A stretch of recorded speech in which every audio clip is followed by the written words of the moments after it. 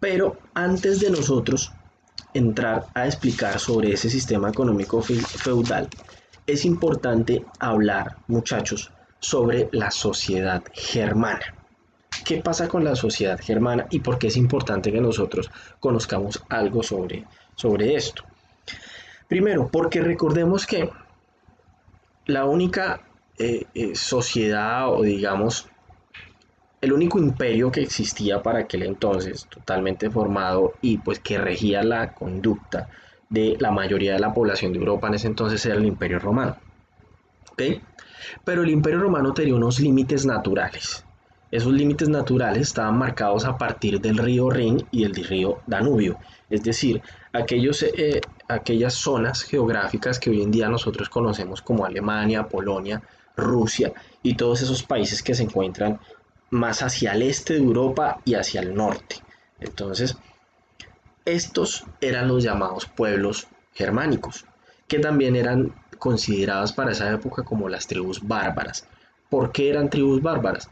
Porque para los romanos, aquellas personas, primero que estuvieran fuera de su territorio y que no manejaran la lengua griega o latina, pues eran considerados como bárbaros, unas civilizaciones y unas sociedades retrógradas y arcaicas que no estaban acorde con los cánones y con ese avance y esa cultura de Roma y de Grecia. Entonces por eso les decían bárbaros. ¿Y cuál era la característica de este tipo de sociedad?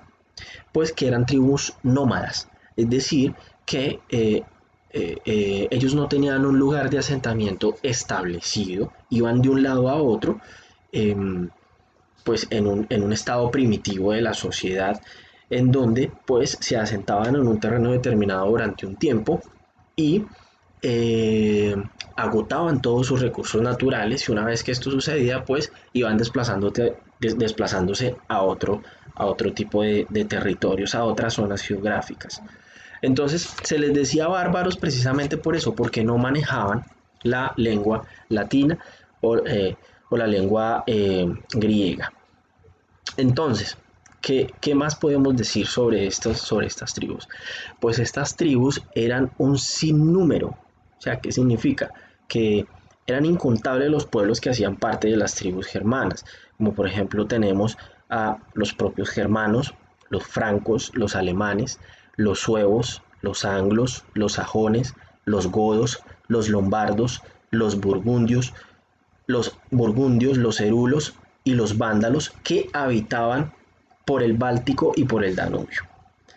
Más allá se encontraban los eslavos, más allá en el este se encontraban los eslavos, los rusos, los prusianos, los polacos, los serbios, los dálmatas y los bohemios, entre otros, que vivían en la región comprendida entre la Germania, el Báltico y el Volga. Entonces, estas tribus germanas fueron claves en la caída del Gran Imperio, porque recordemos que el Imperio Romano cayó por causas internas y por causas externas, es decir, por esos problemas civiles, guerras civiles, esos problemas de corrupción que tuvo el Gran Imperio a lo largo de su historia en los últimos momentos de su vida. Entonces, no solamente por esto, sino también por esas invasiones ocasionadas por estas tribus de las cuales estamos hablando. ¿Ok? Entonces, para que conozcamos un poco sobre la sociedad germana también, es importante mencionar cómo era su organización social, en qué consistía.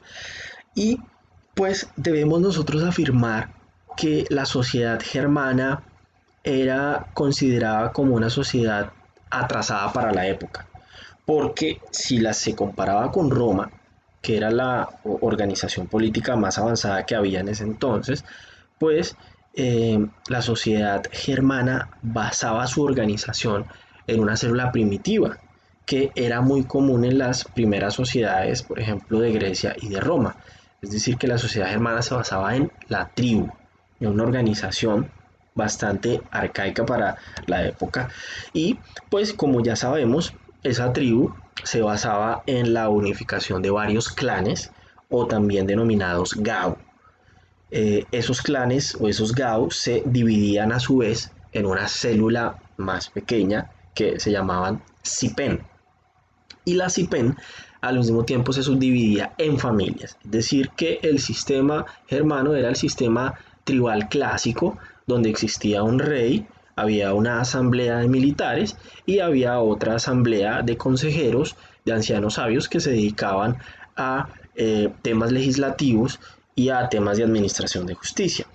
Entonces, esta era la sociedad germana para la época y fueron este grupo de pueblos que invadieron al Imperio Romano y propiciaron su caída.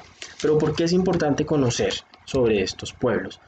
Porque de la unificación que se presentó entre este tipo de sociedad germana y lo que quedaba del Imperio Romano, aquellas provincias y esas regiones, vino a nacer el sistema económico feudal y preponderante en la Edad Media. ¿Ok? ¿Qué fue el sistema feudalista? Entonces, vamos entonces ahora a hablar un poquito sobre este sistema feudalista.